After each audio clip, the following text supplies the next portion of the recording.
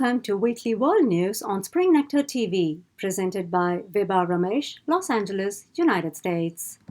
First, the top headlines. Supreme Court to hear Second Amendment case, reform gun laws. Imbalance in India's demand and supply of COVID vaccines. UK Prime Minister's remarks triggers fury. European Union may punish UK for Brexit violations. Italian hospital staff turns break into self-permitted sabbatical. Now for news in detail. U.S. gun laws may see a reformation as the Supreme Court is all set to hear the Second Amendment case. This involves New York State's handgun licensing law. The law, which has been in place since 1913, requires the demonstration of proper cause by anyone who wishes to carry a handgun in public. An individual exhibiting hunting or target practice shown as proper cause would be permitted to use the gun.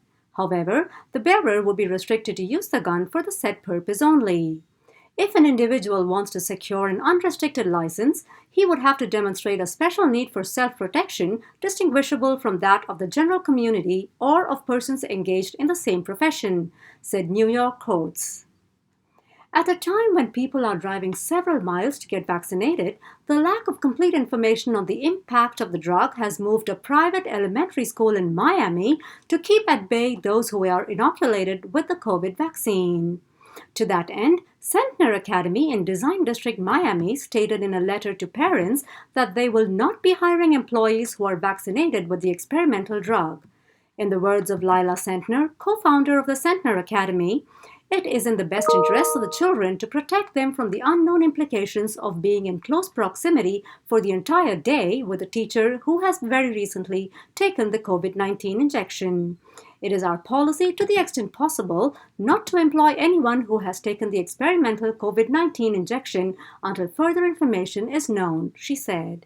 Following the steps of Spirit, United, and American Airlines, Delta announces plans to hire pilots this year. Airlines have started preparing for an increased demand in travel as attention moves to travel recovery. Subsequently, Delta Airlines plans to add 75 pilots in June through August and is likely to add more in September. Moving over to India, the second wave of the pandemic is pushing India to limits as the country is running low on COVID-19 vaccines. Healthcare facilities maxed out with more than 352,000 new cases reported on Monday and over 2,800 fatalities. And on Wednesday morning, the numbers hit a record high with 360,960 new single-day cases and 3,293 fatalities.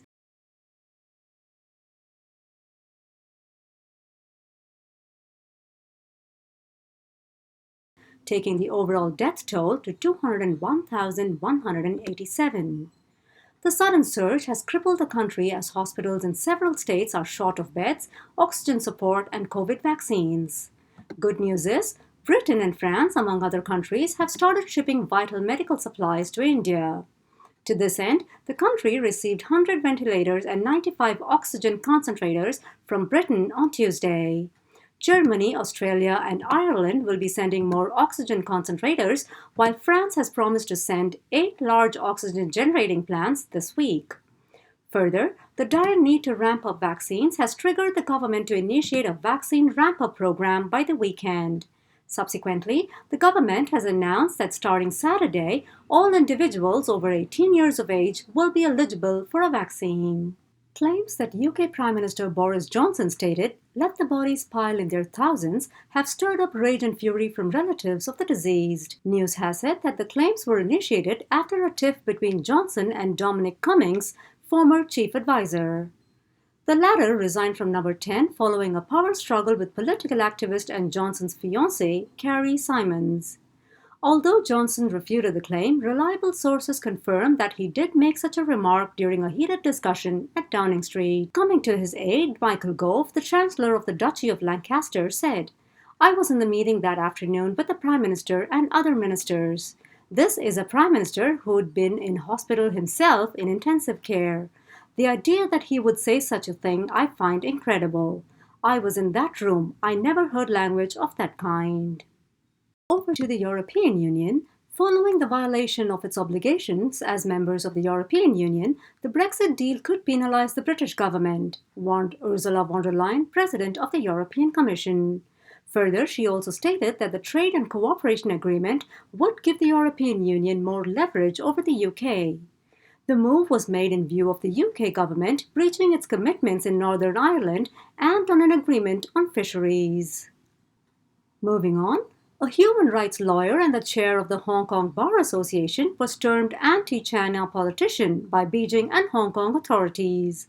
The accusation was made after the British-born activist Paul Harris criticized jail sentences imposed on pro-democracy activists. Commenting on the court's decision, Harris had stated in an interview, "People have strong feelings and they need to find an outlet for those feelings. A peaceful demonstration is an outlet. If you don't allow it, those feelings will not go away."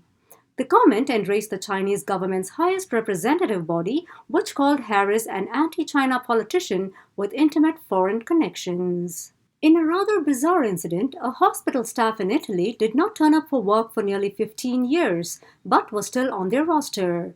According to a leading journal, 66-year-old Salvatore Shumace was employed as a security officer at a hospital in Catanzaro, Italy. Since 2005, he did not show up for work even on a single day and yet managed to earn his monthly salary, summing up to around $648,000. This he did by threatening his manager not to reveal or register his absence. The case was discreetly investigated by the police, and Salvatore was eventually fired even before hospital authorities brought him to light.